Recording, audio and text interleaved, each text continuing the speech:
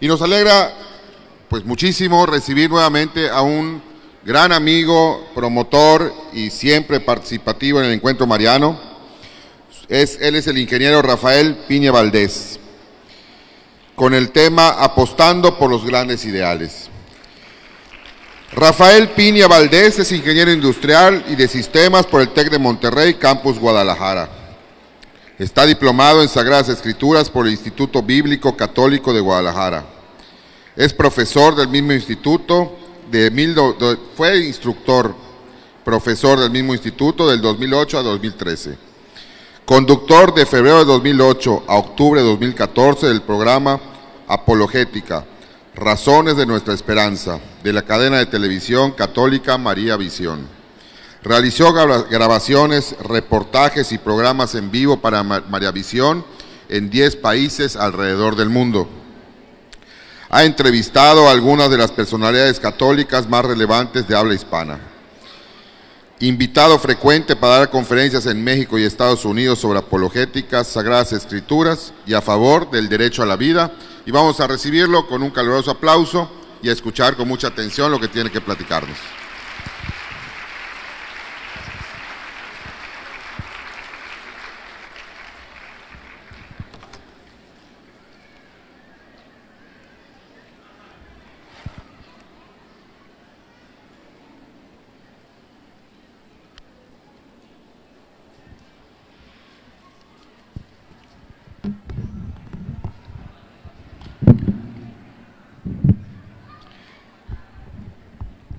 De la primera carta del apóstol San Pablo a Timoteo. Es cierta y digna de ser aceptada por todos esta afirmación. Cristo Jesús vino al mundo a salvar a los pecadores, y el primero de ellos soy yo. Y si encontré misericordia, fue para que en mí, el primero, manifestara a Jesucristo toda su paciencia y sirviera de ejemplo a los que habían de creer en Él para obtener vida eterna. Al Rey de los siglos, al Dios inmortal, invisible y único, honor y gloria por los siglos de los siglos. Amén. Me da mucho gusto estar con ustedes otra vez en el Encuentro Mariano. Me siguen invitando, lo cual significa que no aprenden. Digo, no aprenden de que ya no tendrían que invitarme, no que ustedes no aprendan. Pero para mí siempre es un motivo de alegría, de gozo, poder compartir con ustedes. El Encuentro Mariano cumple 20 años. Manuel nos compartía ahora que él cumple también 20 años de estar evangelizando. Su obispo en la prelatura de Cancún, Chetumal, está cumpliendo 10 años de consagración episcopal, aniversarios por todas partes. Y yo estaba pensando, yo no me voy a quedar fuera de los aniversarios, me voy a inventar uno, tengo que pensar, tengo que hacer algo, ¿no? Y haciendo memoria de mi vida me di cuenta que yo también cumplo 10 años de algo.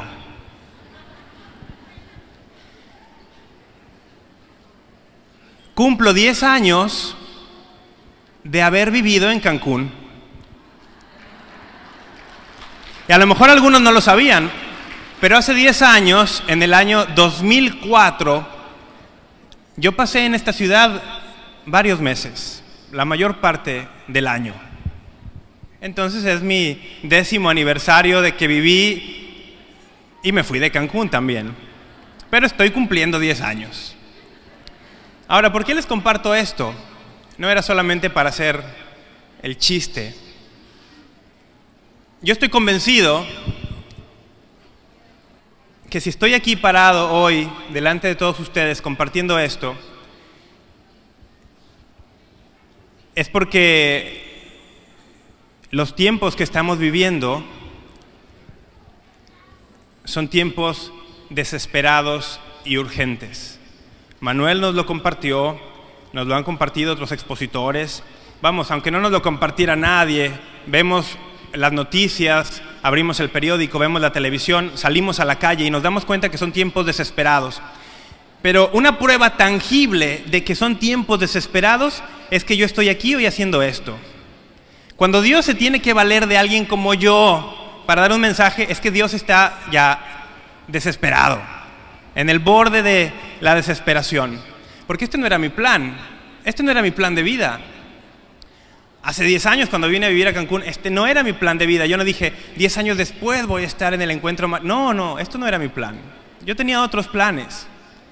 Yo aspiraba a otros ideales. El título de mi conferencia se llama Apostando por los grandes ideales. Yo le había apostado mi vida, o le estaba apostando mi vida a otros ideales que yo consideraba grandes.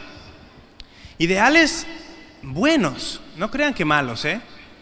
No me voy a colgar medallas que no me corresponden. Yo no era el típico que cuenta su historia de conversión, de ser un terrible muchacho involucrado en vicios y en excesos. No, esa no es mi historia. Yo no era así. Tengo testigos aquí que lo prueban. Yo no era un muchacho de excesos, de vicios, no. Al contrario, me creía bueno. Y mis ideales eran otros, y que yo consideraba buenos también, y de hecho son buenos ideales. Una carrera, un buen trabajo, familia, amigos, prosperidad económica, buenos ideales. Sin embargo, poco a poco mi vida se encaminaba, siguiendo esos grandes ideales, a un abismo. Porque yo, sin darme cuenta, me estaba convirtiendo poco a poco en el peor tipo de pecador que existe. Y le repito, yo nunca fui el de los grandes excesos, no. Pero me estaba convirtiendo poco a poco en el peor tipo de pecador que existe. ¿Cuál es el peor tipo de pecador que existe? El ladrón, el narcotraficante, el asesino. Bueno, todos esos son pecados muy feos y muy graves. Sin embargo, el peor tipo de pecador que existe no es ninguno de ellos. Y yo estaba convirtiéndome en el peor tipo de pecador. ¿Quieren saber cuál es? El peor tipo de pecador que existe es aquel que, siendo pecador, se cree santo. El que, siendo pecador, se siente santo. Y yo iba derechito para allá.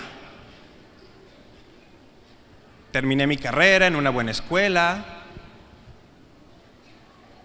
No soy borracho. Bueno, no tanto. No consumía drogas. Además, yo me comparaba con otros amigos o conocidos que veía y yo decía, claramente yo soy mucho mejor. Me sentía santo. Iba a misa. Prácticamente me faltaba poco para llegar a la parroquia y decirle al señor cura, baje de ahí a San Judas y póngame a mí.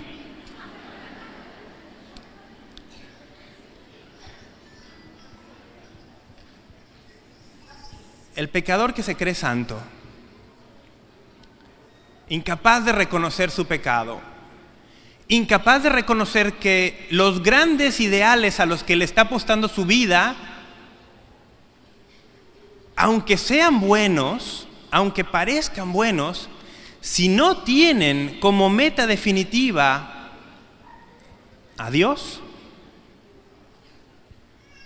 te irán alejando de Él. He dicho que los ideales que yo tenía no eran malos, al contrario eran buenos. Trabajo, estudio, familia, amigos son buenos. Sin embargo, ¿cuál es el propósito de nuestra vida? Y esto es válido para alguien que tiene 18 años, 25 o 75. ¿Cuál es el propósito de nuestra vida? ¿Trabajar? ¿Tener una familia?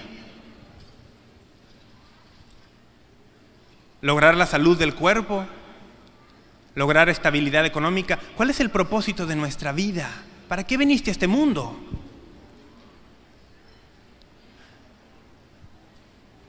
Yo nunca me hice esta pregunta con seriedad. Y mientras no te hagas esta pregunta con seriedad, puede ser que estés equivocando los ideales a los cuales le apuestas. ¿Cuál es el propósito de la vida? Se resume así: conocer, amar y servir a Dios. Conocer, amar y servir a Dios pasa por conocer, amar y servir a su santa voluntad, la voluntad de Dios. Y yo sé que aquí hay muchos cristianos que luchan, que están constantemente en este caminar y que buscan y quieren cumplir la voluntad de Dios para sus vidas. Pero sé que también muchas veces es difícil conocer la voluntad de Dios. Particularmente para los más jóvenes, pero a veces también para los no tan jóvenes. Es difícil saber qué quiere Dios de ti. Yo no tenía idea qué quería Dios de mí. ¿Qué quiere Dios de ti? ¿Para qué naciste? ¿Para qué te dio el don de la vida? ¿Para qué te dio los dones que tienes? El domingo pasado meditábamos sobre eso en la misa. Los dones, los talentos que tienes, ¿para qué te los dio Dios? ¿Cuál es la voluntad de Dios? Hay un versículo en la Escritura que nos responde esta pregunta, que es la pregunta más importante que nos podamos hacer en nuestra vida, y nos lo responde de manera sencilla. Está en la primera carta de San Pablo a los tesalonicenses, en el capítulo 4, versículo 3. Dice: esta es la voluntad de Dios, su santificación. ¿Tú quieres saber cuál es la voluntad de Dios para tu vida? Tu santificación. Que seas santo, que seas santa. De eso se trata.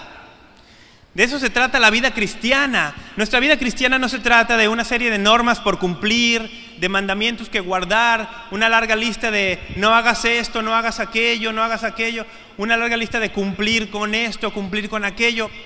Todo eso puede ser parte de la vida cristiana, pero no es la esencia de la vida cristiana. ¿Cuál es la esencia de ser cristiano? La santidad. Ser santo. Y es una palabra a la que tenemos que dejar de tenerle miedo.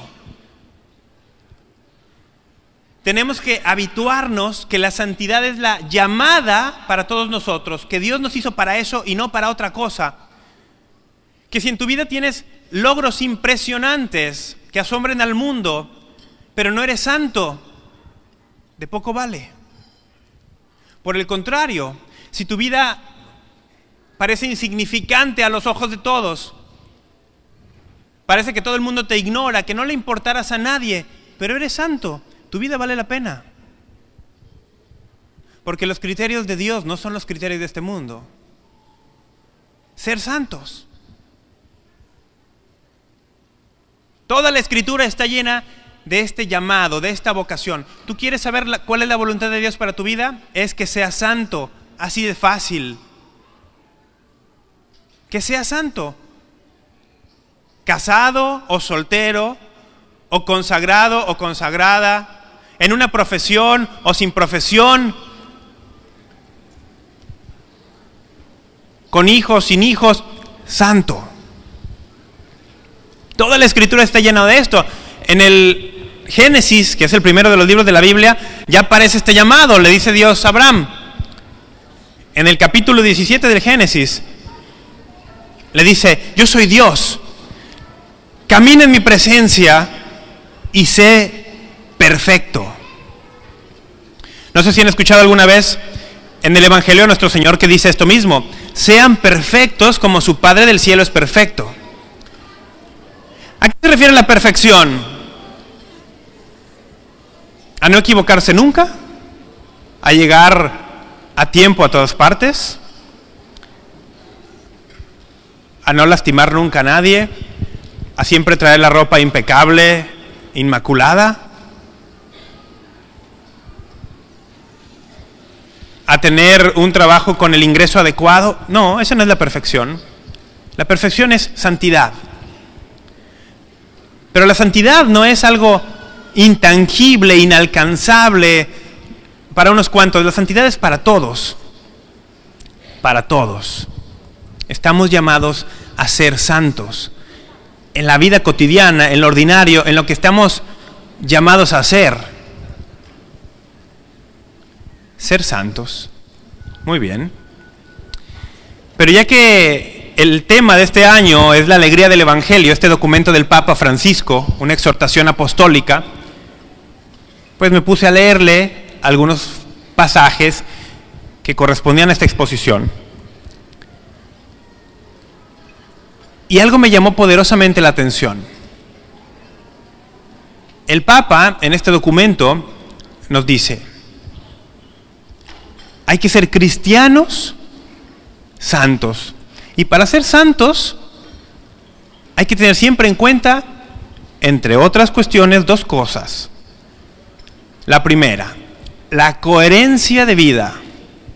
La segunda, la perseverancia.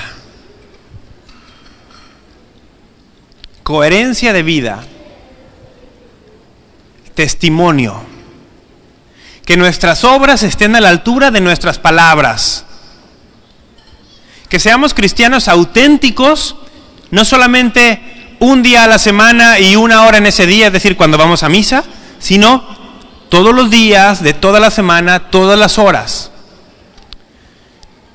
Que seamos cristianos no hipócritas, como dice el Papa. Coherencia de vida, testimonio. Que demos razones de nuestra fe, de lo que creemos, con nuestra vida, con nuestra manera de vivir.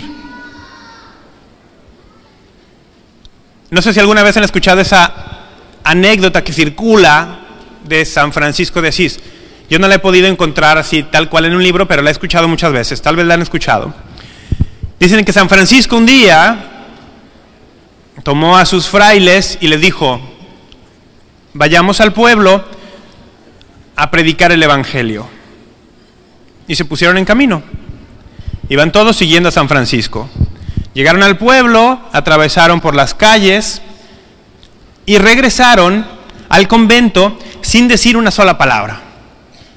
Uno de los frailes le dijo: hermano Francisco, dijiste que íbamos a ir a predicar el Evangelio y fuimos y regresamos sin decir nada. Y Francisco le responde: prediquemos el Evangelio siempre, y si es necesario, utilicemos palabras. Prediquemos el Evangelio con nuestra vida. No es una historia que yo tenga corroborada que sea efectivamente de San Francisco, pero sirve para ilustrar lo que yo estoy compartiendo. Prediquemos el Evangelio con nuestra vida. Aspiremos a la perfección, aunque no lo seamos. Aspiremos a la santidad, aunque no hayamos llegado a adquirirla por completo. Perdamos el miedo de decir: no soy santo, pero sí quiero ser santo. No tengamos vergüenza de decir: sí quiero ser santo, aunque me reconozco pecador, incapaz, limitado y muy lejos todavía de esa meta, pero decir: sí quiero ser santo, porque esa es la voluntad de Dios para mi vida y yo quiero hacer la voluntad de Dios para mi vida. Ser santo con la vida, proclamarla. Miren, hay personas que hace muchos años se alejaron de Dios o de la iglesia. Personas que hace años no se acercan a una celebración litúrgica, a un congreso de este tipo, que quizá no abren la Sagrada Escritura o no sintonizan una estación de radio o televisión católica. Y si nos ponemos a pensar ahora, estoy seguro que la gran mayoría de los aquí presentes podemos pensar en una o dos personas así en nuestra vida, en nuestro entorno cercano. Personas que no tienen ningún tipo de contacto con Jesucristo, que es vida y que es luz. Para esas personas, en esa circunstancia, quizá la única oportunidad, la única posibilidad de un encuentro con Jesús seas tú. Para esas personas quizá la única oportunidad de encontrarse con una palabra que venga de Dios para iluminar su vida seas tú. Quizá la única oportunidad que tengan de saber cómo es que un cristiano debe vivir sea viéndote a ti.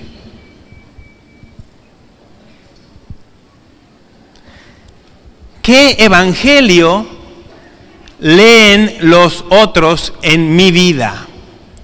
Porque nuestra vida es algo que los demás pueden leer.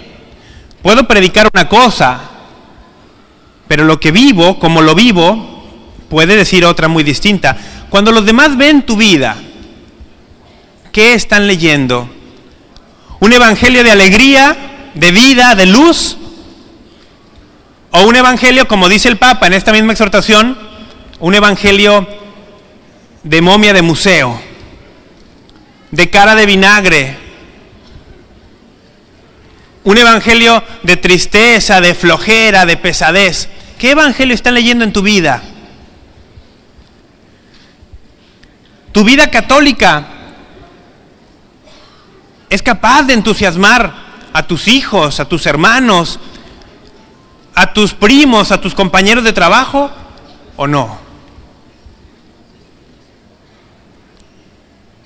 Coherencia de vida. Eso no significa que instantáneamente, a partir de que tú decides decirle sí al proyecto de Dios para tu vida, que es la santidad, vas a ser perfecto inmediatamente o vas a ser santo inmediatamente. No, es un caminar y hay caídas. Pero justamente para eso el Señor nos ha dejado medios para levantarnos.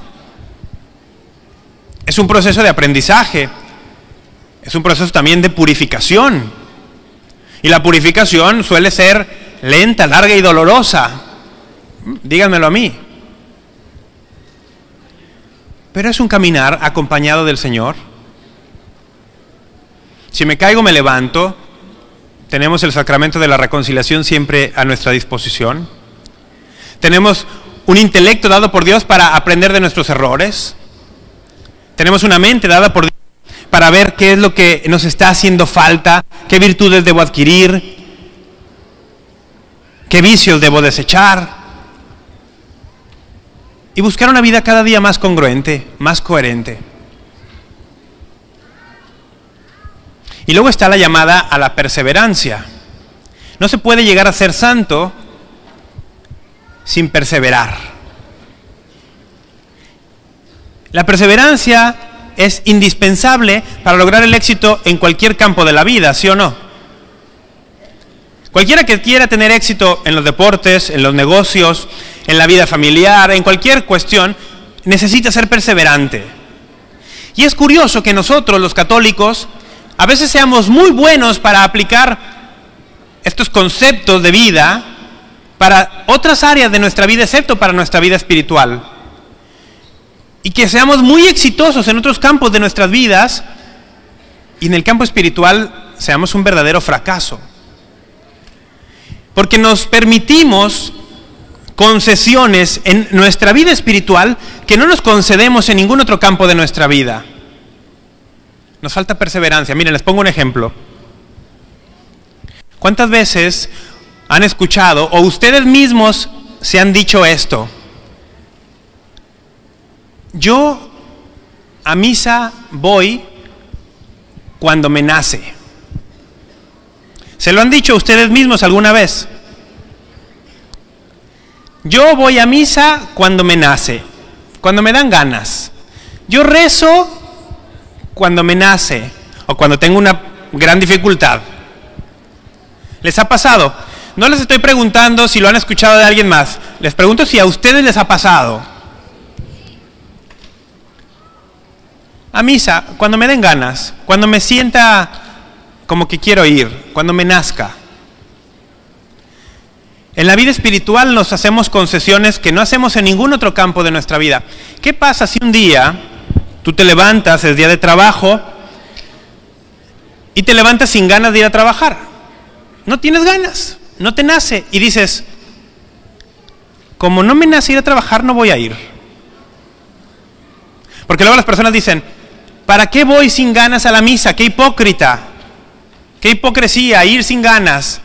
Mejor voy cuando tenga ganas y así sí estaré siendo honesto conmigo mismo. ¿Ah, sí? A ver, aplica eso a tu trabajo. Y cuando tu jefe te diga, ¿por qué no viniste a trabajar ayer? Dile, ¿por qué no tenía ganas? Porque no me nació. Y qué hipócrita de mi parte venir a trabajar sin ganas. Mejor cuando tengo ganas vengo y así soy más honesto. ¿Qué le dice un jefe a un empleado así? ¿Cómo le llamamos a un empleado que hace eso? ¿Cómo le llamamos? Le llamamos ex empleado. Ex empleado. Pero aquello que no permitiríamos en nuestro trabajo, lo permitimos en nuestra vida espiritual, poniendo de manifiesto dónde está nuestro tesoro. Y donde está tu tesoro está tu corazón. Poniendo de manifiesto cuál es la verdadera prioridad de tu vida. Y hay otro aspecto que es importantísimo en la vida, en el cual también nos damos concesiones que no nos permitiríamos en el trabajo. La familia. Me he encontrado en estos años que el Señor me ha permitido compartir la fe con incontable número de matrimonios. Y muchos de ellos se acercan, me piden algún consejo, platicamos. Y un punto muy frecuente en las relaciones matrimoniales es la comunicación, un punto frecuentemente que da problemas. Y a veces por cosas muy sencillas. Y las señoras me dicen, es que llevo años que no escucho de mi marido un te quiero, un te amo, un qué bonita estás hoy. Hace años que no lo escucho. Y yo hablo con los maridos, oye, ¿por qué no le dices a tu esposa que la quieres, que la amas? Y la respuesta típica es, pero ella sabe que la amo. Ya lo sabe. En la casa no falta la comida, a los niños no les falta vestido, me mato trabajando por amor a ellos. Ella sabe que la amo. Díselo. Es que como que no me nace, como que no me sale. Cuando lo sienta se lo digo. Nos permitimos en lo importante concesiones que en lo menos importante nunca nos permitiríamos. ¿Qué es más importante? ¿Tu trabajo o tu familia? Tu familia. ¿Y por qué te permites, te das el lujo en tu familia de actitudes que no te das el lujo en tu trabajo? Tal vez tus prioridades están mal, están al revés. ¿Por qué te permites lujos en tu relación con Dios que no te permitirías en tu trabajo? ¿Qué es más importante? ¿Tu trabajo o tu relación con Dios? Y quizá esto pone de manifiesto dónde verdaderamente está tu corazón. Y quizá descubras que no está en Dios. Y te digo algo, descubrir que tu corazón no está en Dios no es ninguna tragedia. Descubrir que tu tesoro está en otro lugar y no en Dios no es ninguna tragedia. No lo es. La tragedia sería descubrirlo y que no te importara. Descubrirlo y decidir quedarte igual. Eso sí sería una tragedia. Descubrir que Dios no es la prioridad de tu vida hoy. ¿Qué día es hoy? 22 de noviembre de 2014. No es una tragedia. Porque si lo descubres hoy, también hoy tienes en tu libertad dada por Dios la opción de cambiar eso. ¿Cómo lo cambias? Si descubres que la prioridad de tu vida hasta el día de hoy no ha sido ser santo, si descubres que la prioridad de tu vida hasta el día de hoy no ha sido amar a Dios, ¿cómo cambias eso? La buena noticia es que no depende, en primer lugar, de nosotros. En primer lugar, depende de Dios. Dios desea nuestro bien mucho más de lo que nosotros mismos lo podemos desear. Dios desea que lo amemos para que así podamos amarnos mejor los unos a los otros, en la familia, con los amigos, en la sociedad, muchísimo más de lo que nosotros mismos lo deseamos. Por lo tanto, Él es el primer interesado en que lo amemos, en que vivamos vidas de santidad, vidas coherentes, vidas perseverantes. Voy a la Escritura, que me quedan unos cuantos minutos nada más.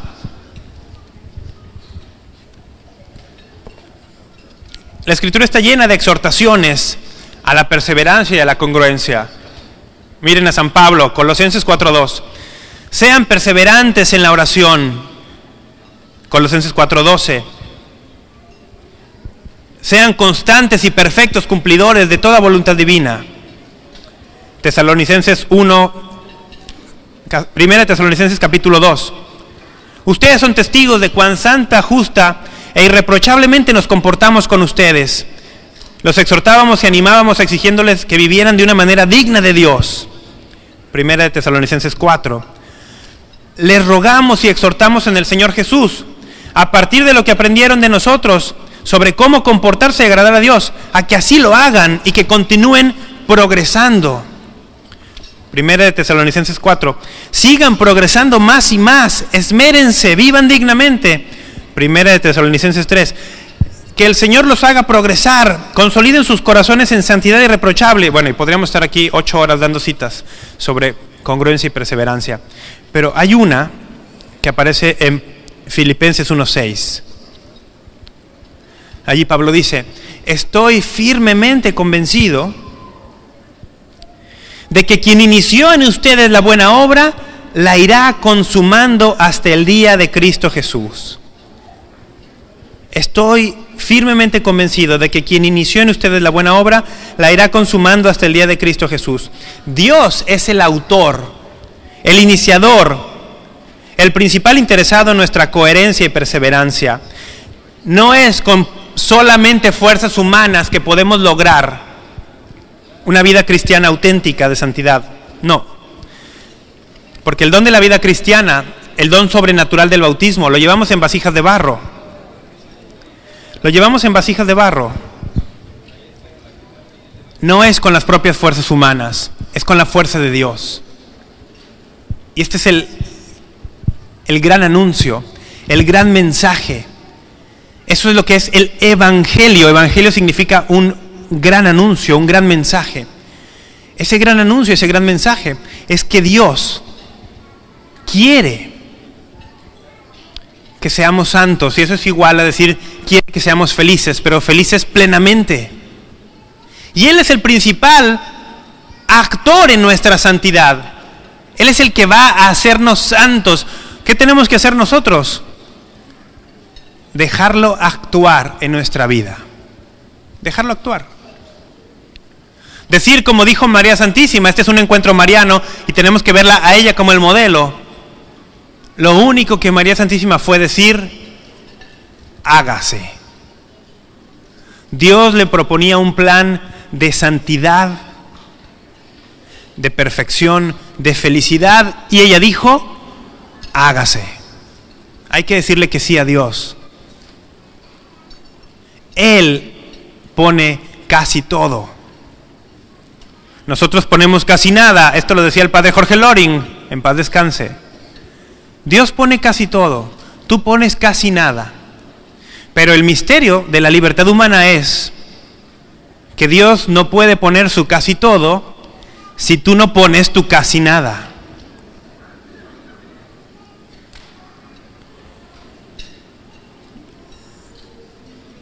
Ya para terminar, quiero darles algunas recomendaciones ya así muy prácticas, tangibles, para crecer en coherencia cristiana y perseverar en la vida cristiana.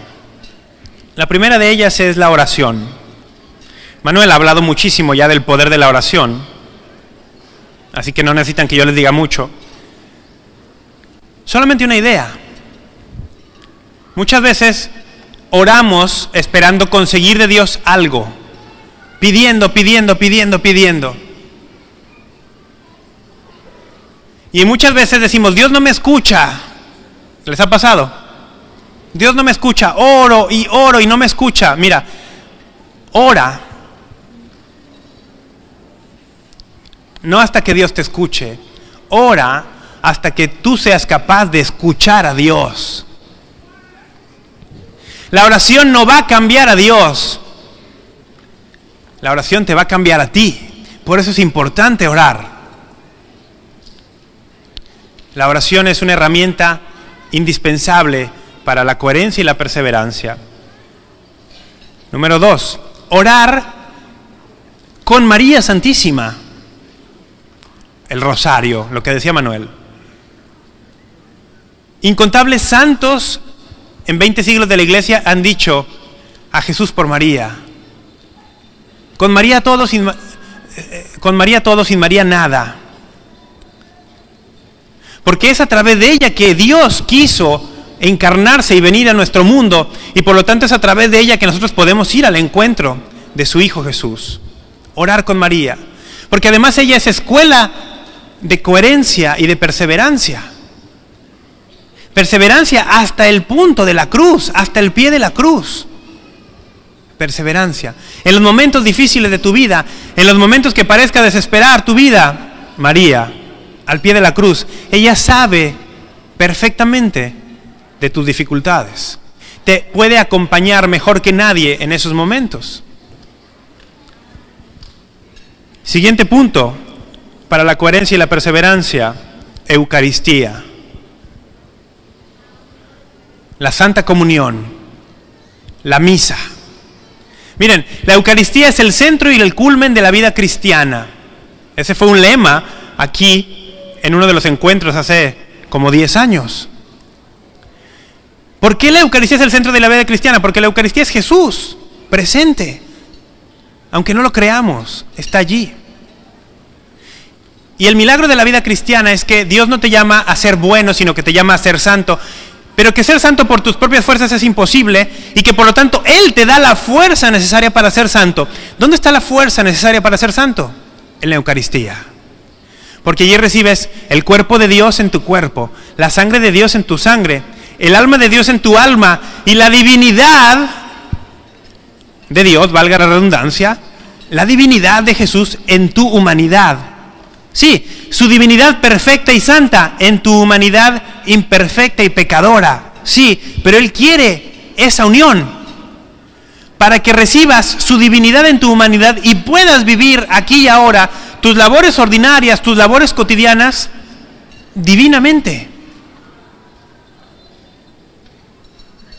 Con Dios dentro de ti, en tu interior, Dios vive dentro de ti por la alianza que hizo contigo en los sacramentos, y refuerza esa presencia en la Eucaristía.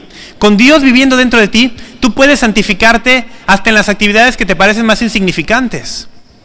Lavando platos, barriendo una calle, lavando ropa, sacando una muela, vendiendo un coche, vendiendo timeshare, que es muy común en Cancún. Te puedes santificar. Si lo haces honestamente, claro, voy a aclarar eso. Haciéndolo todo, con perfección, con santidad, con amor a Dios, te puedes santificar, porque Dios está dentro de ti, en la Eucaristía. Ahora, muchos aquí, estoy seguro, la gran mayoría de los aquí presentes, son cristianos de misa cada domingo.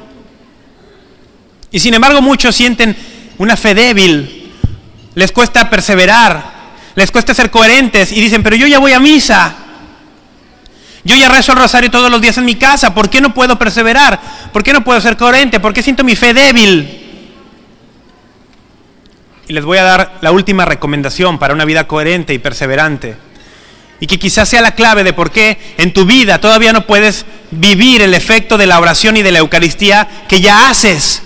Pero ¿por qué no puedes sentir todo su poder, todo su vigor? ¿Por qué tu fe no te entusiasma y no entusiasma a nadie? Quizá porque no evangelizas. El Papa hable la exhortación, la alegría del Evangelio, diciendo, esta es una exhortación a evangelizar. Es una invitación a evangelizar. La razón de ser de la Iglesia, decía el beato Pablo VI, es evangelizar. ¿Qué es evangelizar? Llevar a Cristo a los demás. El beato Pablo VI decía, la Iglesia existe para evangelizar. ¿Quién es la Iglesia? ¿El Papa? ¿Los obispos? ¿Los sacerdotes? Sí, pero cada bautizado es la Iglesia. Levante la mano el que esté bautizado.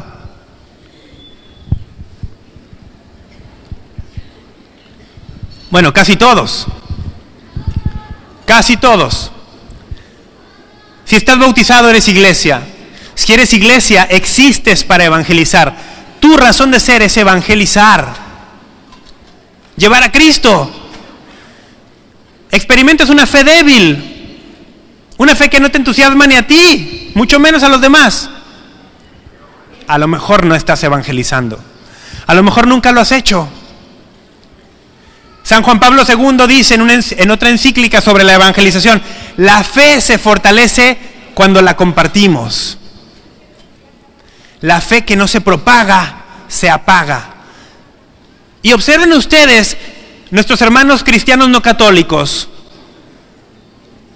los grupos de cristianos no católicos que tienen un evangelio a medias, que no tienen sacramentos, que no tienen la devoción a nuestra Santísima Madre. Y muchas veces parece que son cristianos que arden más en celo por compartir lo que creen que nosotros, que tenemos la plenitud de la verdad, los sacramentos, a María Santísima. ¿Es cierto o no es cierto esto que yo digo?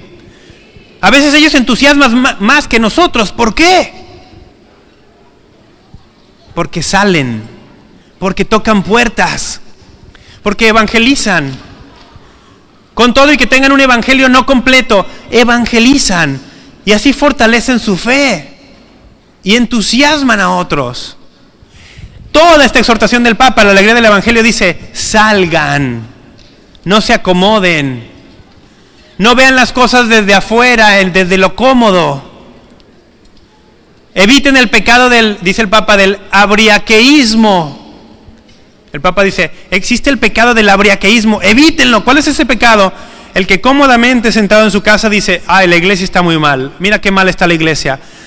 Habría que hacer esto, y habría que hacer aquello, y habría que hacer aquello, pero no ponen ni mueven un dedo para hacerlo.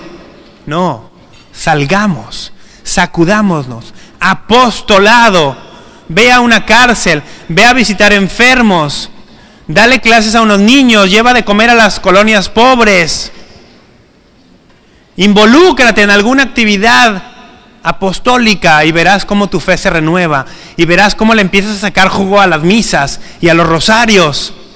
Y no solo eso, tu vida cobrará un sentido nuevo. Deja de vivir solo para ti, para tus intereses, y date a los demás. Eres cristiano para eso. El Señor te concedió el bautismo para eso y no para otra cosa. Quizá tus papás, cuando te bautizaron, no tenían idea de lo que estaban haciendo. Lo hicieron por cumplir un compromiso social. Tú, mucha menos idea tenías, eras un bebé, no lo pediste. Para los ojos humanos, el hecho de que tú estés bautizado podría parecer un error o una casualidad. Para los ojos de Dios no es casualidad. Aunque tus papás no hayan tenido idea, aunque tú no lo hayas pedido, Dios sí tenía en su proyecto que tú fueras bautizado. Y en el bautismo te convertiste en una criatura sobrenatural, dejaste de ser una criatura, te convertiste en hijo de Dios, en el orden de lo sobrenatural, llamado a hacer las obras de tu Padre Dios aquí en el mundo. ¿Y cuál es la obra de Dios en el mundo? El reino que justamente celebramos mañana con la fiesta de Cristo Rey. Estamos llamados a instaurar aquí un reino y a trabajar en él como hijos de un Padre. Tu razón de existir es extender este reino, es evangelizar. Si estás bautizado es para eso y nada más que para eso. En la medida que te entregues a compartir con otros la alegría del evangelio, el amor por Jesucristo, serás feliz, verdaderamente feliz. Aunque tengas problemas, aunque tengas enfermedades, aunque tengas carencias, tendrás una felicidad en el corazón, un gozo que nada de esta vida puede comprar. En la medida que no lo hagas, podrás tener muchas otras cosas, pero tu corazón permanecerá inquieto. Tu corazón permanecerá inquieto. Hemos sido hechos para ser santos. El Señor dice, sean santos. Y esa es una llamada real. En primer lugar, porque no lo somos todavía, pero en segundo lugar, porque podemos serlo. Estamos llamados a serlo. Me despido con una cita de San Pablo. Primera de Corintios, capítulo 9, versículo 26, 27 y siguientes. Para mí, predicar el evangelio no es motivo de gloria, es más bien un deber, una obligación. ¡Ay de mí si no evangelizo! Aunque lo hagas mal.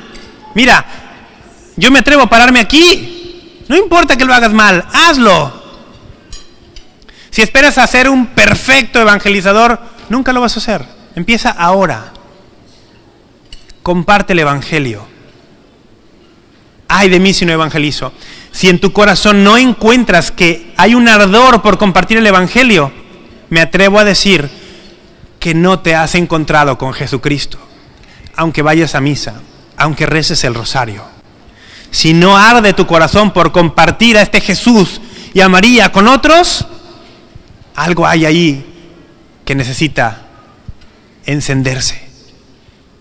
Pídelo, porque el que pide, recibe. El que busca, encuentra. Al que toca, se le abre. Si no encuentras ese fuego dentro de ti, pídelo, búscalo. El Señor ha garantizado, todo el que me busca me encuentra. Y cuando lo encuentras, tu vida cambia, tus planes cambian, tus ideales cambian. Y quién sabe dónde estarías o dónde estarás 10 años a partir de ahora, si hoy lo buscas y te dejas encontrar por Él. En el nombre del Padre, del Hijo, del Espíritu Santo. Amén. Muchas gracias.